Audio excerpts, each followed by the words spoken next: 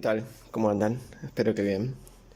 Vamos a tratar en esta clase tres conceptos que nos van a dar una idea de la formación de la Argentina moderna, tanto a nivel económico como político y social. Primero que nada vamos a ver la adopción de un modelo económico que es el modelo agroexportador. Se va a extender desde 1880 hasta 1930. Una vez que Argentina logra independizarse, que logra conformarse y pacificar su territorio nacional, establecerlo inclusive, fíjense que en 1879 finalmente son aniquilados los habitantes originarios que restaban en la Patagonia, son también en gran medida aniquilados y establecidas las fronteras de los indígenas del norte. A su vez la guerra con Paraguay, terminan estos hechos violentos y bélicos, terminan de establecer, de limitar el territorio nacional. A su vez son pruebas de fuego para un nuevo ejército nacional que primero se enfrenta en Paraguay y después aniquila a los pobladores originarios de la Patagonia.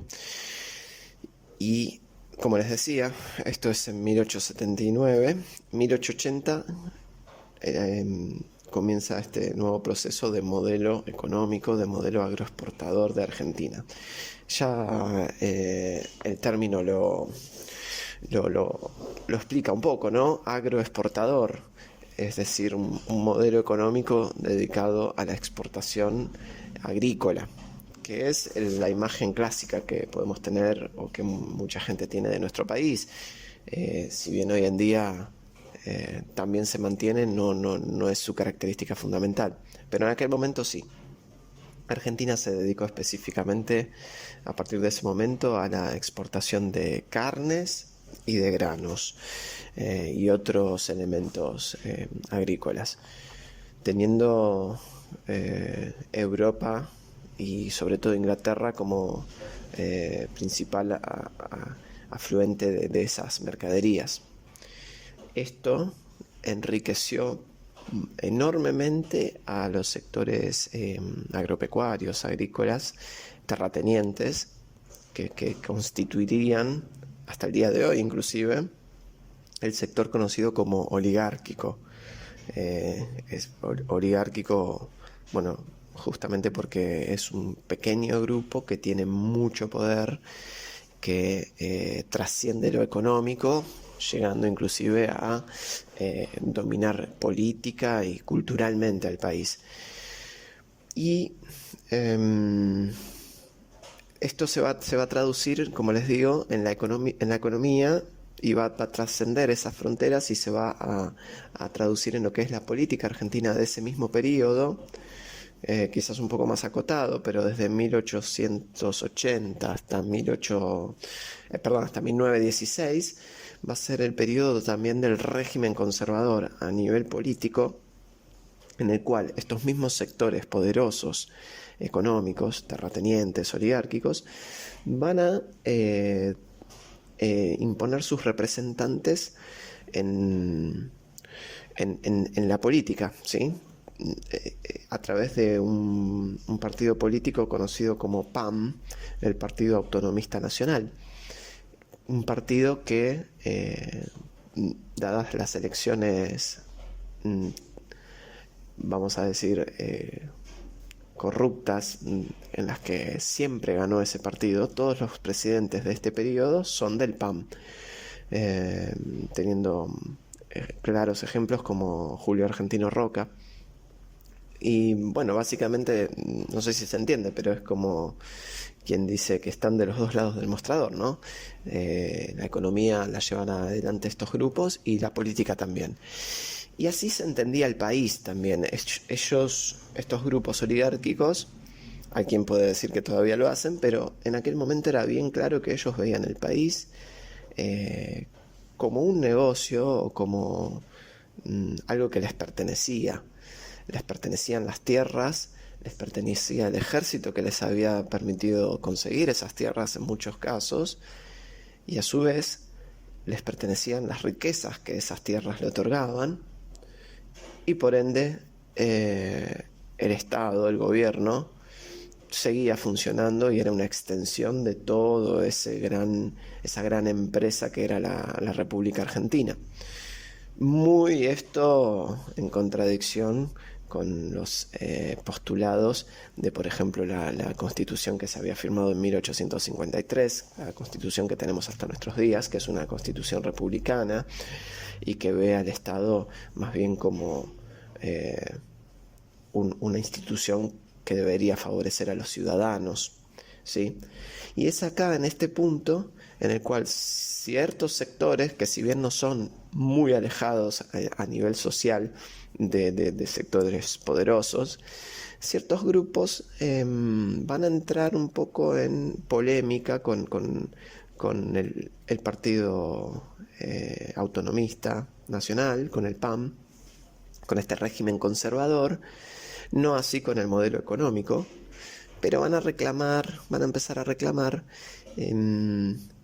mayor apertura y mayor legalidad a nivel político, ¿sí? Este va a ser el grupo de la Unión Cívica Radical, encabezado por Leandro Alem, y si lo seguimos viendo con los tiempos, la Unión Cívica Radical nace en 1891, es decir, una década después de la implementación del modelo agroexportador y luego de 10 años de este régimen conservador de un gobierno autoritario instalado con fraude político. Esa es la palabra, eran elecciones fraudulentas. Entonces, este grupo de Alem y de los radicales van a reclamar legalidad en las elecciones, que haya un republicanismo, un funcionamiento como sucedía en países como Estados Unidos, donde las elecciones no sean fraudulentas, verdaderamente los votantes puedan elegir a sus candidatos y que sea algo legal, que no haya fraude, digamos, porque había elecciones en la época del régimen conservador, pero eran fraudulentas, es decir, aquellos pocos individuos que podían ir a votar, su voto era, se hablaba del voto cantado, lo tenían que decir en voz alta y podía muy bien decir yo voto al candidato B, pero el encargado de anotar, el presidente de la mesa, tranquilamente podía anotar muy bien, usted caballero acaba de votar al candidato A, ¿sí? Es decir, había un fraude completo, por eso fíjense la diferencia con el voto secreto, en el cual nadie está al tanto de quién a quién está votando uno, ¿sí? Y se supone que hay todo un orden de fiscalización en ese voto. Pero bueno, volviendo a aquella época, esto no existía. Y Leandro Alem va a encabezar un grupo que a partir de 1890, 1891 hasta 1910 va a ser un grupo violento en aquel momento, y acá entra la parte de radical. Radical significa extremo, significa violento, y ese es el origen de la Unión Cívica Radical. O sea, fíjense ustedes, ¿no?, cómo está compuesta esta terminología. Es una unión cívica, por un lado. Cívico procede de ciudadano, de ciudad, de lo civil. Es decir, es un grupo que reclama, hasta el día de hoy, la Unión Cívica Radical sigue existiendo, y lo que reclama es esto, es claridad en las instituciones, legalidad, y en aquel momento cuando surge este grupo era radical, es decir, que era tan grave la situación institucional que ellos se veían obligados a como realmente lo hacían lo que se llamaban revoluciones, eran levantamientos armados, se tiroteaban, se ponían bombas, siempre reclamando que se instituyera un funcionamiento normal de las instituciones justamente republicanas, ¿sí? No sé si se entiende, pero básicamente este es el nacimiento de la UCR, de la Unión Cívica Radical, uno de los partidos políticos más importantes de la historia de nuestro país. Muchos presidentes fueron de este grupo. El primer presidente elegido con elecciones limpias fue radical, Hipólito Yrigoyen, y es un grupo característico de esta época que estamos analizando, del surgimiento de la Argentina moderna a fines del siglo XIX y principios del siglo XX.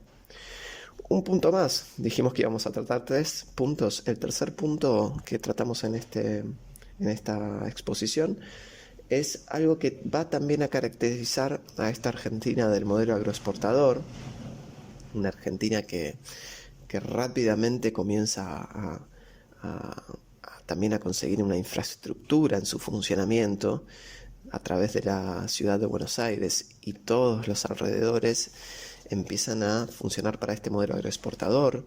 Se construyen kilómetros y kilómetros de vías férreas para los trenes que facilitan la llegada al puerto de esos productos agropecuarios que se van a exportar finalmente.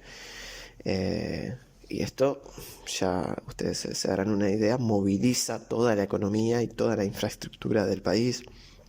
Se van creando escuelas, hospitales, caminos, vías de tren, estaciones de tren. Los pueblos funcionan constantemente en pos de esta dinámica económica. Y esto fue algo en parte impulsado por el gobierno en aquel momento, y algo que se dio naturalmente, a lo que vamos a este punto, que es la llegada de la inmigración europea a nuestro país. Algo que fue muy, muy importante, la llegada de inmigrantes europeos, fundamentalmente españoles e italianos. Muchos de ustedes lo sabrán porque comparten algún antepasado directo, cercano de este origen. Y también, en menor medida, inmigrantes rusos que venían escapando de la persecución en judíos rusos, polacos, ucranianos, que escapaban de la persecución que había muy dura de estos grupos en Europa. También franceses y otras etnias europeas, pero principalmente europeos, alemanes también. Y esto va a cambiarle la cara, va a cambiarle la cultura a nuestro país, que va a terminar de conformarse. Veníamos de un país de criollos, de mestizos, de indígenas, y lo que es la zona hoy llamada, por ejemplo, del AMBA, y también las colonias de Entre Ríos, Córdoba, Santa Fe, van a llenarse de inmigrantes europeos, ¿sí? Esto va a tener grandes implicancias en todos los aspectos del funcionamiento del país, los que nombramos recién. También la Unión Cívica Radical finalmente va a ser el partido político elegido por los hijos de los inmigrantes, que van a conformar una clase media cuando logren dar un paso más en aquellos inmigrantes pobres que llegaban. Los hijos de los inmigrantes van a intentar estudiar y van a intentar formar una clase media, ¿sí?, que justamente va a votar al Partido Radical una vez que se pueda votar. Y ese modelo agroexportador en gran medida va a absorber a esos inmigrantes. Piensen ustedes que se daba lo que se conoce como trabajo golondrina. En aquella época se daba entre los continentes. Había trabajadores italianos o españoles que venían a trabajar la temporada argentina de cosecha, ganaban sus buenos pesos y volvían a Europa a llevar ese dinero. Así que claramente el modelo agroexportador absorbía a esa mano de obra internacional, y un buen número de inmigrantes se establece definitivamente en Argentina. Sepan ustedes, esto no lo dije, pero el modelo agroexportador daba un ingreso tan grande de riquezas al país, eran tan numerosas las exportaciones de carne y de cereales que se hacían, que ingresaba muchísimo dinero a Argentina entre fines del siglo XIX y principios del siglo XX. La Primera Guerra Mundial de 1914 a 1918 significó que se venda aún más. Por eso en aquella época se decía rico como un argentino. Fíjense ustedes, ¿no? Que contradictorio con el presente de nuestro país, pero se hablaba de eso, de la riqueza extremada de los argentinos, que eran los argentinos, bueno, los pertenecientes a estos grupos oligárquicos que se podían, por ejemplo, permitir ir a Europa y hacer costosos gastos que sorprendían a los europeos. Pero a su vez, y les dejo este último punto o algún dato más, a ver cuántos minutos vamos. Tenemos un ratito más. El salario argentino en aquella época, a principios del siglo XX, llegó a ser uno de los más altos a nivel internacional. El salario que se cobraba en Argentina, el PBI argentino era uno de los más altos a nivel internacional. Así que fíjense ustedes la situación de bonanza que tenía nuestro país. Una cosita más, los inmigrantes trajeron sus prácticas, su cocina, sus palabras, digamos su lenguaje, que conforman el lunfardo hasta el día de hoy. No les voy a hacer ahora un listado, pero un montón de palabras de lo que se conoce como lunfardo provienen de los idiomas de los inmigrantes, tanto italianos, españoles, etc. Y por otro lado, estos inmigrantes que venían eran inmigrantes en muchos casos politizados, que venían escapando también, así como los inmigrantes judíos escapaban de la persecución religiosa. Los inmigrantes españoles, italianos, en muchos casos venían escapando de la persecución ideológica que conseguían en sus países, que tenían en sus países. Muchos eran comunistas, anarquistas, sobre todo anarquistas, que bueno, de quedarse en sus países podrían haber conseguido la cárcel o la pena de muerte. Sobre todo después de la Comuna de París en 1870, los que lograron sobrevivir a ese hecho, investiguenlo, vinieron a Argentina. Y esto también explica, volviendo al tema de la Unión Cívica Radical, la parte radical de este grupo, en la cual muchos inmigrantes tenían mucha práctica en poner bombas, en hacer manifestaciones, y esto va a enardecer a los sectores oligárquicos que, volviendo a su visión, veían el país como su empresa y veían a estos grupos de inadaptados, tanos, gallegos, que venían acá a hacer manifestaciones, huelgas. O sea, verdaderamente era muy mal visto, y así le respondieron los sectores oligárquicos a través del ejército. A ver, lamentablemente tampoco son cosas que hoy sean extrañas a nuestros oídos. Sabemos que hay violencia institucional, pero en aquel momento era natural que si uno hacía una manifestación, por ejemplo, por el 1 de mayo, que eran numerosísimas, la gente también la pasaba muy mal, los sectores bajos, y los inmigrantes automáticamente se instalaban en los sectores bajos. Cuando hacían sus manifestaciones, era natural que la policía o el ejército les respondiesen a los balazos, matando hombres, mujeres y niños, así como se los digo. A lo que los inmigrantes y los sectores estos sociales bajos respondiesen con nuevas manifestaciones que nuevamente tenían una respuesta violenta con represión. Esa va a ser la Argentina de fines del siglo XIX y principios del siglo XX, que ustedes van a seguir investigando con el manual. Pero hasta acá esta exposición. Espero haber dejado claros estos conceptos, que les voy a pedir seguramente un resumen. Nos vemos y un saludo.